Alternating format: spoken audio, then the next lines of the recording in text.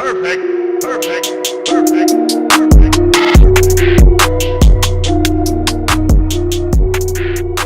Welcome to the weekly news wrap-up.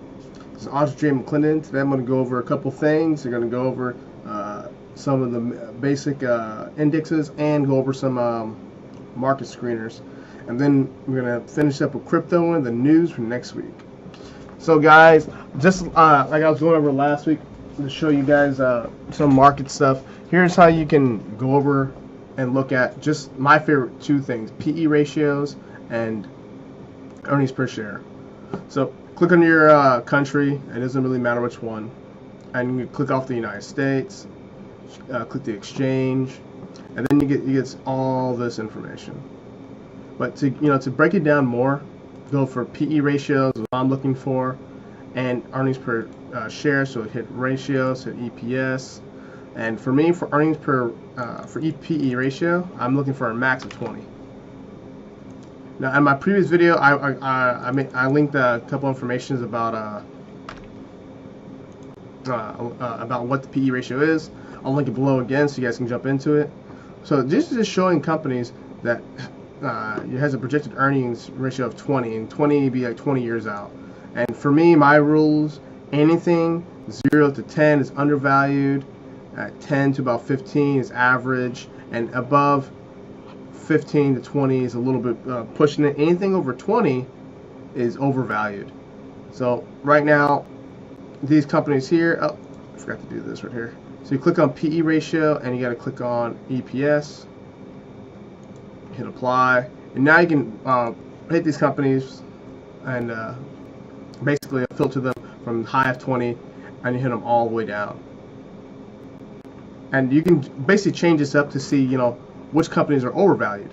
So if you took off earnings per share and you reverse it from 20 to infinity, like just say all the way up, you can find companies, in my opinion, that are overvalued. So 33,000, and typically that these companies are full of debt. Their earnings per share is pretty horrible, such and such. This is a good way to filter out companies and be able to do some long-term investing with them.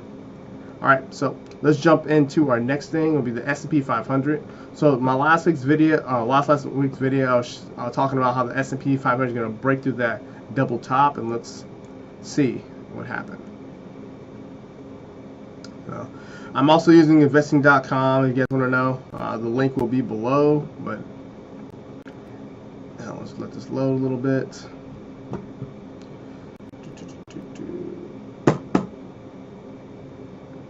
But going through this chart, we're going to mainly look at the line right here. We're going to go to kick it to the daily, and almost hit that point.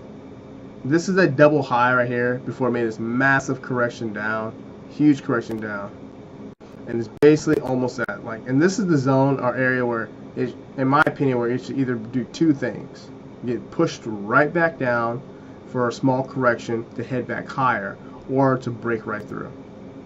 And in my opinion, I think the direction is definitely up, but for the time being, but the overall direction will be heading down much lower. So that's the daily. Let's kick it to the monthly. See where we're at, and you can see the previous crashes. The 2001 crash, the 07, and now here we are today. You see the massive volatility. And in my opinion, it's definitely going to punch on through and just head on higher. But the overall trend is going to be much lower.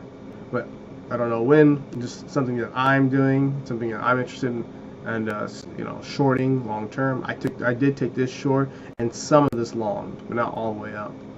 All right. So the NASDAQ is pretty much doing the same thing as the DOW and the S&P 500, but we will take a look at it. We'll go to the technical chart. So when you're looking at some of the charts, what I like to do is kick it to the monthly or the daily and look at the overall trend first before narrowing in, just to make it a little bit easier for myself to see what the overall trend is. And all right, hit that monthly, go to the, and same thing, it just passed it. It's definitely, like I was saying, going to punch on through or make small correction down and then punch on through.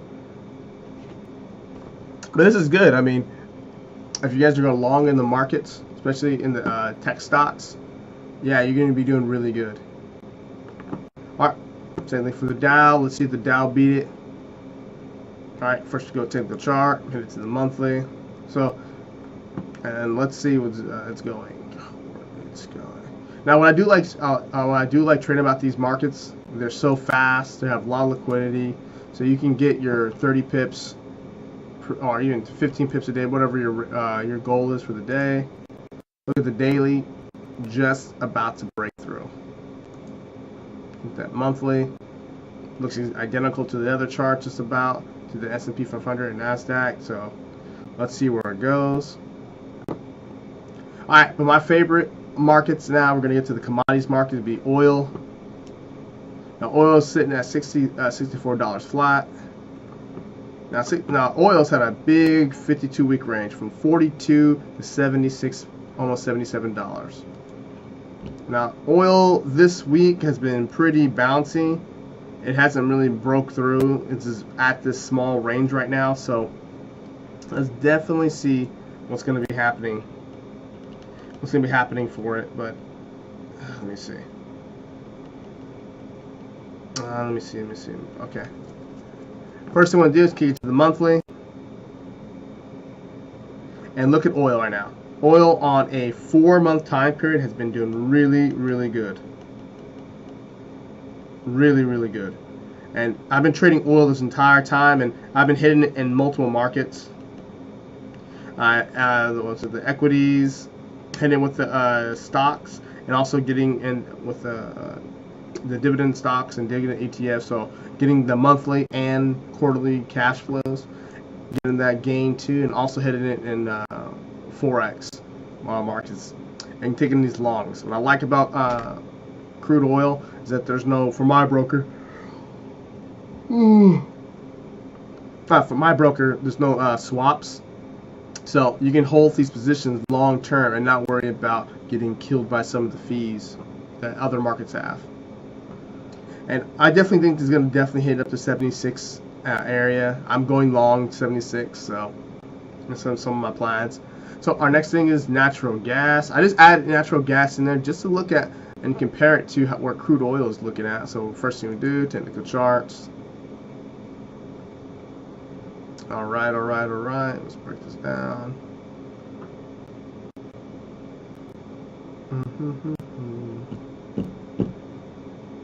All right. Let's expand it out. Head to the monthly. Now you can see that this chart looks way more volatile. Look at these massive movements, especially for natural gas. Like it just has been moving, and looks like it's be heading down to this support level here first. I mean, it has a lot of wicks right here before probably ultimately heading down lower. So we shall see where natural gas goes down. So if you guys trade natural gas, you might get maybe good for a short. But gold, man, gold's been pushing down a little bit lower. Not in the 1300s anymore. But the cool thing is, if gold, since gold's getting cheaper for the you can get it off the physical markets and get a good deal on that. So I tell you, like when getting into the precious metals or trading metals, you gotta see it from different point of views and what your goals are. So if you're trading Forex, if you're trading on the FX markets, this is a good short. Look at this top right here. This is a good short down. But if you're trading it if you're investing long term for the physical markets, this is a good place to get it for a little bit cheaper. Get it at the 1200, gets it cheaper. And what that means, why you're waiting such a cheap level here, since it goes down to $1,200. If you compare it to silver, you're basically saving like about 4 or 5 silver bars, 1 ounce silver bars. And gold's been bouncing in this range and consolidating.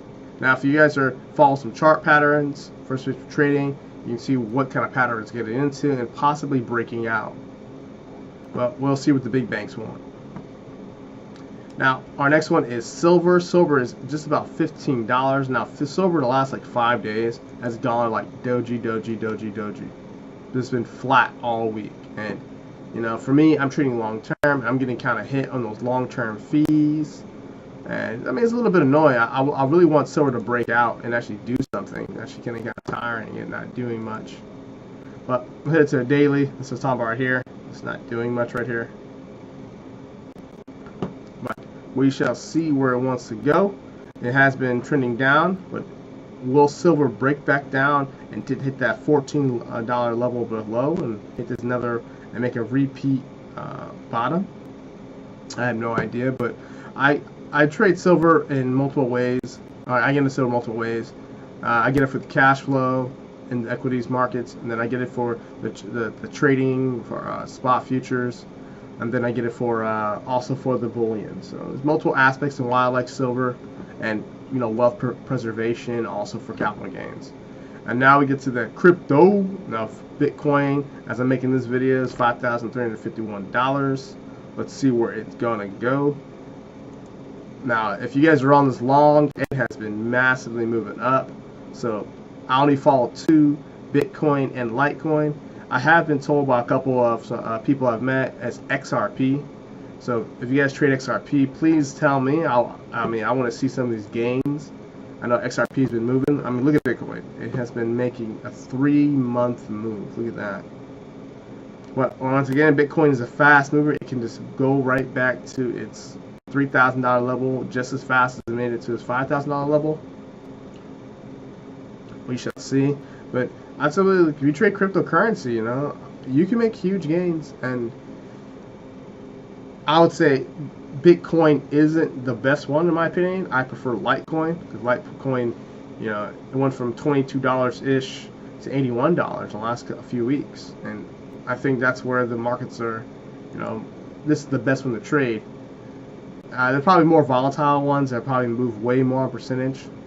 But if you guys do know some better ones to trade, put a comment below. I'd love to hear about them. I don't trade cryptocurrency as often. I trade it from here and there. But I mean, like, you can see that it went from the $20 range right here, went all the way up to about $100. Let me see, did it make it $100?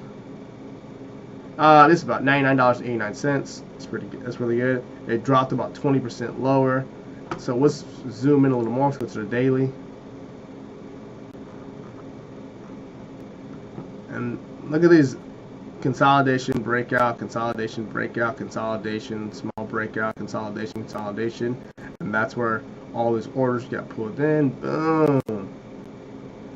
So this right here is really, you can figure out where it's going to go. The overall trend is up, so it might correct down. You might have to put in some other orders, and then it might catch it lower to hit an overall high. Crypto is on the bull, so you know, don't fight. The trend is your friend. Don't fight it.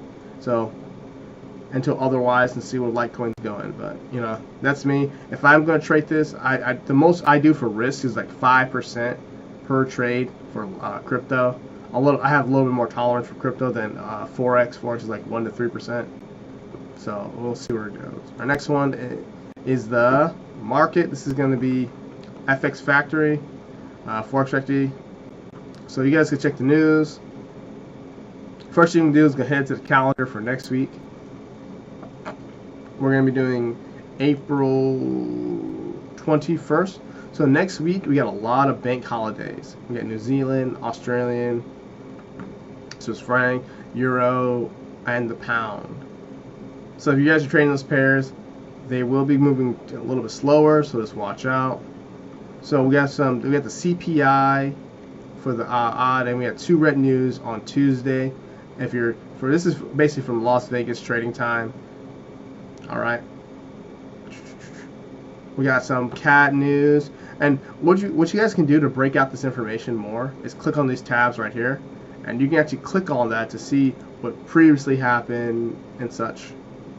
Now, New Zealand, Australia has a bank holiday, and the euro has a holiday too, and the Italian bank holiday. The yen has some monetary policy happening, and the BOJ outlook report. What else we got? And you got the CNB chairman Jordan speaks. We're going to see what he says about that. So if you guys are trading these pairs, are trading with these different currencies, you got to see how that can affect your trading. And that's it, guys. That's the weekly news wrap up. Just to keep you guys in the zone. I think, go over the index markets. I think we're going to be breaking through or make a small correction and then punching through that multiple tops. For crude oil, obviously I'm bullish on that one. They head up to the 76. Gold, maybe down a little bit, but silver may stay flat because it seems like the silver does not want to break down lower to that major support line. While it may stay flattish while gold stays lower, that's definitely going to affect the gold-silver ratio. So if you guys trade the gold-silver ratio, that might help you out to see which one is cheaper to buy, which one's better to buy, so you can trade in and out to build your wealth preservation, build your wealth with precious metals. But guys, this go to my website AndreJMcclendon.com to figure out more about trading and investing, or you guys can just hit me up on social media or drop a comment below. That's it, guys. Have a wonderful day, and thank you for making it to the end. See ya.